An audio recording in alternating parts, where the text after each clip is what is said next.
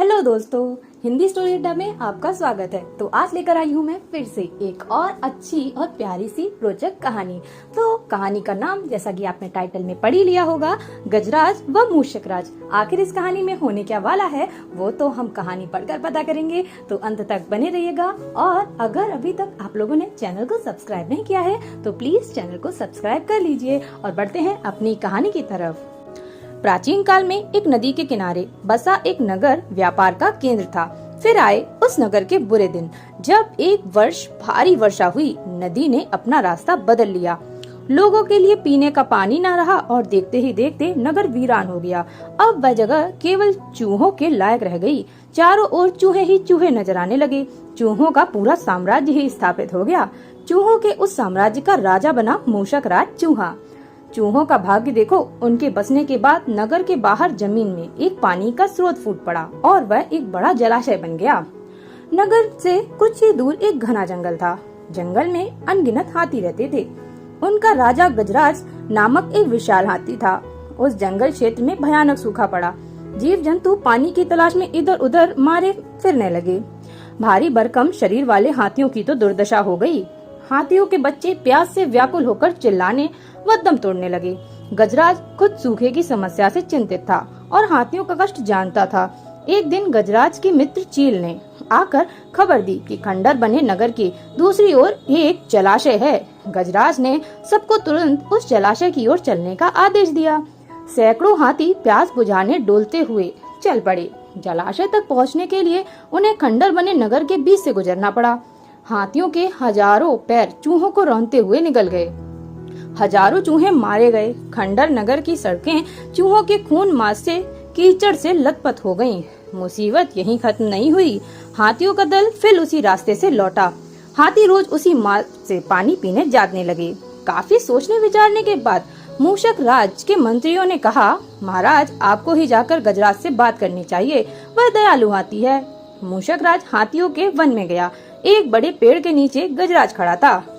मूषक राज उसके सामने के बड़े पत्थर के ऊपर चढ़ा और गजराज को नमस्कार करके बोला। गजराज को मूषक राज का नमस्कार। हे महान हाथी, मैं एक निवेदन करना चाहता हूँ। आवाज गजराज के कानों तक नहीं पहुँच रही थी। दयालु गजराज उसकी बात सुनने के लिए नीचे बैठ गया और अपना एक कान पत्थर पर चढ़े मूषक राज के निकट ले जाकर बोला, नन्हे मियाँ आप कुछ कह रहे थे, कृपया फिर से कहिए।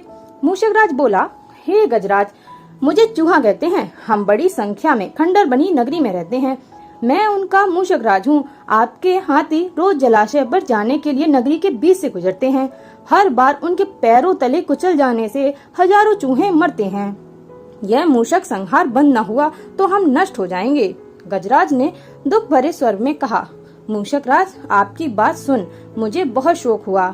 हमें ज्ञान नहीं था कि हम इतना अनर्थ कर रहे हैं। हम नया रास्ता ढूंढ लेंगे। मूषक राज कृतज्ञता भरे स्वर में बोला, गजराज आपने मुझ जैसे छोटे जीव की बात ध्यान से सुनी, आपका धन्यवाद। गजराज कभी हमारी जरूरत पड़े तो जरूर याद कीजिएगा। गजराज ने सोचा कि नन्हा जीव हमारे किस काम क्या क्या काम आएगा, सो उसने केवल मुस्कुराकर मूषक राज को विदा किया। कुछ दिन बाद पड़ोसी देश के राजा ने सेना को मजबूत बनाने के लिए उससे हाथी शामिल करने का निर्णय किया। राजा के लोग हाथी पकड़ने आए। जंगल में आकर वे चुपचाप कई प्रकार के जाल बिछाकर चले जाते। सैकड़ों हाथी पकड़ लिए गए। एक रात हाथियों के पकड़े जाने से चिंतित गजराज जंगल में घूम रहे थे कि उनका पैर सूखी पत्तियों के नीचे छल से दबाकर रखे रस्सी के फंदे में फंस जाता है। जैसे ही गजराज ने पैर आगे बढ़ाया, रस्सा कस गया। रस्से का दूसरा सिरा एक पेड़ के मोटे तने से मजबूती से बंधा था। गजराज चिंघाड़ने लगा। उसने अपने सेवक को पुकारा, लेकिन कोई नहीं आया। कौन फंदे में फंसे हाथी के निकट आएगा? एक युवा जंगली भैंसा गजराज का बहुत आदर करता था। जब वह भैंसा छोटा था तो एक बार गड्ढे में जा गिरा था। उसकी चिल्लाहट सुनकर गजराज ने उसकी जान बचाई थी। चिंगाड़ सुनकर वह दौड़ा और फंदे से गजराज के पास पहुंचा। गजराज की हालत देख उसे बहुत धक्का लगा। वह चीखा, यह कैसे अन्याय है? गजराज बताइए क्या करूं? मैं आपको छुड़ाने के लिए अपनी जान भी दे सकता हूं। गजराज बोले, बेटा तुम बस दौड़कर खंडर नगरी जाओ और चूहों के राजा मूषक राज को सारा हाल बताना। उससे कहना कि मेरी सारी आस टूट चुकी है।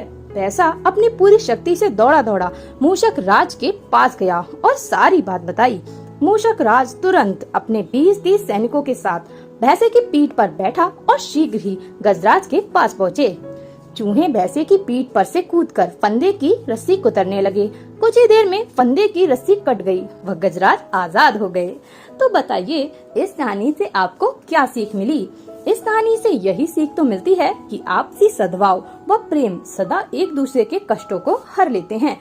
किसी को भी अपने से छोटा नहीं समझना चाहिए। अगर आपका पद बड़ा है, कद बड़ा है, लेकिन सामने वाले का नहीं, इसका मतलब यह नहीं होता कि वह कमजोर है। तो बताइए दोस्तों, आज की ये कहानी आपको कैसी लगी? कमेंट करके जरूर बताइएगा। Thank you.